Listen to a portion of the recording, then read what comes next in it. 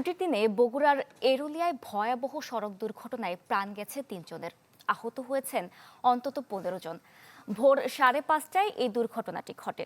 Police জানায়, ঢাকা থেকে ছেড়ে আসে নওগাঁগামী শাহ ফতে আলী পরিবহনের একটি বাস বগুড়ার এরুলিয়ায় সিল্কিবান্ধা এলাকায় আসলে হঠাৎ নিয়ন্ত্রণ হারিয়ে বাসটি ধাক্কা দেয় বৈদ্যুতিক পিলারে। এতে বাসের সামনের অংশ দুমড়ে মুচড়ে যায়। পরে বাসটি চাপা দেয় পিলারের কাছে দাঁড়িয়ে থাকা ৩ দিনমজুরকে। ঘটনাস্থলেই মৃত্যু হয় তাদের। এই ঘটনায় আহত হন বাসের যাত্রী ও শ্রমিক সহ অন্তত ১৫ জন। তাদের উদ্ধার করে ভর্তি করা হয়েছে শহীদ জিয়াউর রহমান মেডিকেল কলেজ হাসপাতালে।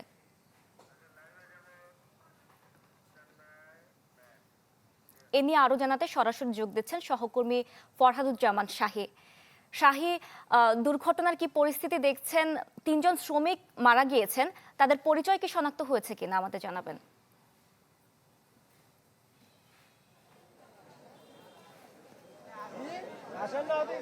বুশরা, আমি এখন একেবারে যে স্থানে দুর্ঘটনা ঘটেছে সেই জায়গাতে আছি।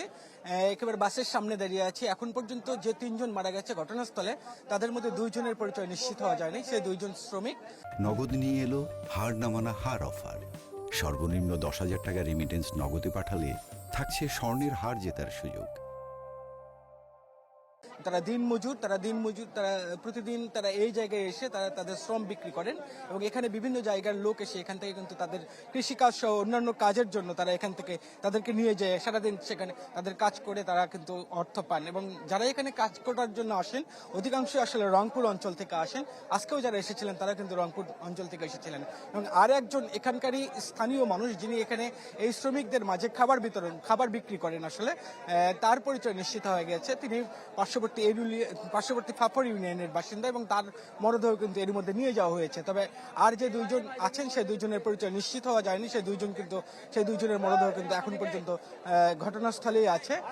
পুলিশ এবং ফায়ার সার্ভিসের কর্মীরা এখানে এসেছেন, কিন্তু এখন পর্যন্ত এগুলো কিন্তু উদ্ধার করা সম্ভব হয়নি, কারণ ঘটনা ঘটেছে 5:30টা নাগাদ। কিন্তু পুলিশ এবং ফায়ার সার্ভিসের কর্মীরা অনেক দেরিতে আসায় স্থানীয় যারা বাসিন্দা আছেন তারা কিন্তু অনেকটা ক্ষুব্ধ। তারা কিন্তু দুই পাশে যে যাত্রীবাহী গাড়িগুলো আছে বা পণ্যবাহী ট্রাকগুলো আছে প্রত্যেকটাই কিন্তু এখন পর্যন্ত কিন্তু আটকানো আছে। কোনো প্রকার রাস্তা কিন্তু ফাঁকা করা সম্ভব হয়নি। পাশাপাশি যে গাড়িটা ক্ষতিগ্রস্ত হয়েছে সেই গাড়িটাও কিন্তু রাস্তার একেবারে অনেকটা মাঝামাঝি অবস্থানে আছে। তার ফলে কিন্তু দুই পাশের রাস্তা এখন পর্যন্ত ক্লিয়ার করা সম্ভব হয়নি। তবে ফায়ার সার্ভিসের যারা কর্মী আছেন তারা বলছেন যে আহতদেরকে সবাইকে উদ্ধার করা হয়েছে, স্থানীয়দের সহযোগিতায় হাসপাতালে নিয়ে যাওয়া হয়েছে। সেখানে প্রায় 15 থেকে 20 জন আহত আছেন, তাদেরকে নিয়ে যাওয়া হয়েছে এবং তাদের অনেকের অবস্থা আশঙ্কাজনক। কেউ বলছেন এরই মধ্যে 2-1 জনের মৃত্যু ঘটেছে, তবে আমরা কিন্তু এখন পর্যন্ত সেটা কনফার্ম করতে পারিনি।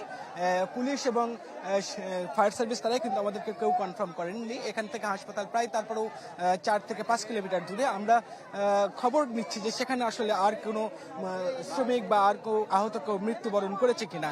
তবে এখন পর্যন্ত আমাদের কাছে এই সংবাদ যে শাহ ফতে আলী পরিবহনের যে বাস ঢাকা থেকে নওগাঁ যাচ্ছিল সেই বাসের সামনের অংশ একেবারে দুমড়ে মুচড়ে গেছে, নিয়ন্ত্রণ হারিয়ে বৈদ্যুতিক পুলের সাথে লেগে, এবং ঘটনাস্থলে 3 জন মারা গেছে এবং 15 থেকে 20 জনকে হাসপাতালে ভর্তি করানো আছে। বুশরা। শাহী, আপনাকে ধন্যবাদ।